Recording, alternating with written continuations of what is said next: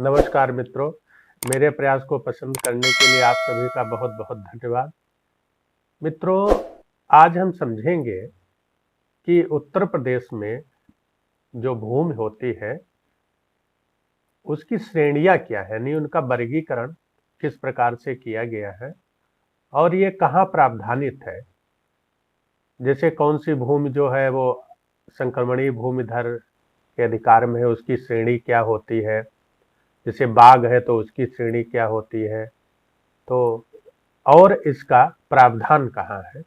तो मित्रों, इसके लिए हमें समझना पड़ेगा लैंड रिकॉर्ड मैनुअल यानी भूलेख नियमावली जो है उसका अध्याय 8 का है। उसमें जो है जोतों से संबंधित व्यवस्था दी गई है।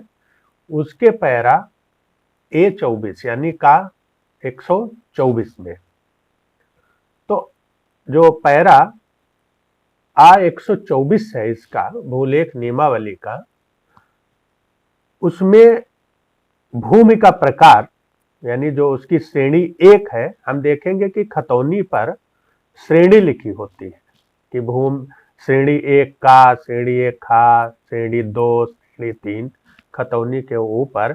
तो इसका प्रावधान जो है वो लैंड रिकॉर्ड मैनुअल में है, जिसके पैरा A24 में है, ये 124 में है। तो अगर देखेंगे तो जो श्रेणी 1 होती है, यानी जहां लिखा खतौनी के ऊपर श्रेणी 1, ऐसी भूमि जिसमें सरकार या गांव सभा या अन्य स्थानीय अधिकारी जिसे 1950 ईस्वी के उत्तर प्रदेश जमींदारी विनाश एवं भू व्यवस्था अधिनियम की धारा 117 का के अधीन भूमि का प्रबंध सौंपा गया है, खेती करता है। यानी किसी व्यक्ति को अगर इस प्रकार से भूमि सौंपी गई है तो वो खतौनी में श्रेणी 1 के अंतर्गत दर्ज होगा।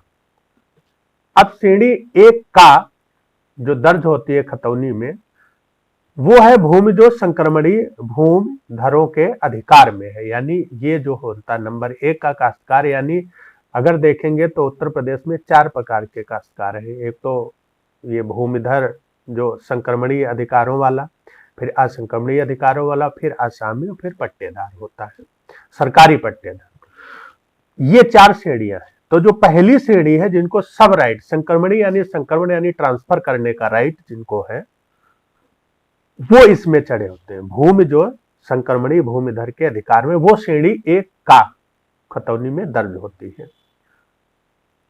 श्रेणी 1 का और का यानी वो रिक्त है।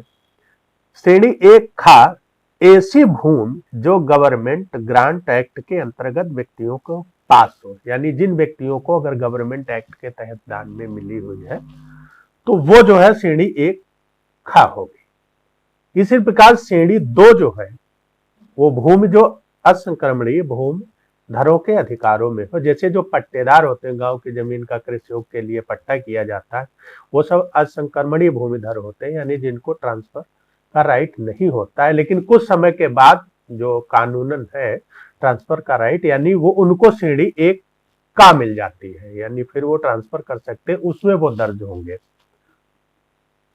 इसी प्रकार श्रेणी 3 है भूमि जो असामियों के अध्यासन या अधिकारों में है। ये असामी तो कुछ टाइम पीरियड के लिए जो टेनेंट जमीन जिनको दी जाती है वो असामी कहलाते हैं, यानी 5 साल का पट्टा, 6 साल का पट्टा, 7 साल का पट्टा, वो लोग असामी होते हैं और वो कुछ जमीनों का किया जाता है।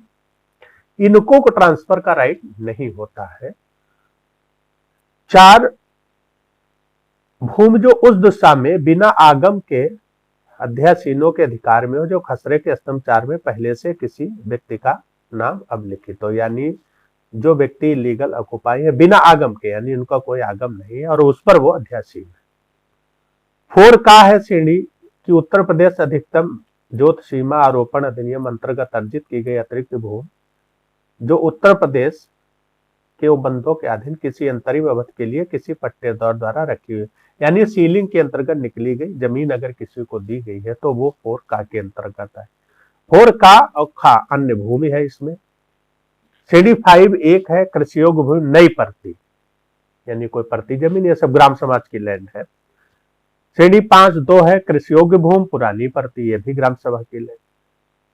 5(3) का कृषियोग्य बंजर भूमि, इमारती लकड़ी के वन आदि जो है वो इसमें दर्ज होते हैं इस श्रेणी में। श्रेणी 5(3) खा कृषियोग्य बंजर भूमि, ऐसे वन जिसमें अन्य प्रकार के वृक्ष, झाड़ियों के झुंड, झाड़ियां इत्यादि हो, ये उस श्रेणी में दर्ज होती है। 5(3) गा कृषि योग्य बंजर, अस्थायी पशुचर भूमि तथा अन्य चराई की भूमि यानी चारागाह वगैरह सब 5(3) गा की श्रेणी में आते हैं। 5(3) घा कृषि योग्य बंजर भूमि, छप्पर छाने की घास तथा बांस की कोठियां आदि में जो भूमि है वो 5 उसकी श्रेणी 5(3) घा होती है और 5(3) अन्य कृषि योग्य बंजर भूमि में दर्ज होती है। इसी प्रकार मित्रों 9 श्रेणियां इसमें दी गई है कि कौन सी भूमि किस श्रेणी के अंतर्गत कहां दर्ज होती है। इस सूची का लिंक हम जो है डिस्क्रिप्शन बॉक्स में दे रहे हैं। अगर किसी को पूरी सूची अगर डाउनलोड करनी या प्रिंट करनी हो तो वहां से आप कर सकते हो। तो मित्रों आज हमने समझा कि जो भूमि की श्रेणियां हैं उत्तर प्रदेश में वो कहाँ प्रावधानित है, उनके क्या प्रकार होते हैं। तो मित्रों आज के लिए ही इतना ही। अगर हमारा प्रयास अच्छा लगा हो तो लाइक एवं सब्सक्राइब जरूर करें। धन्यवाद।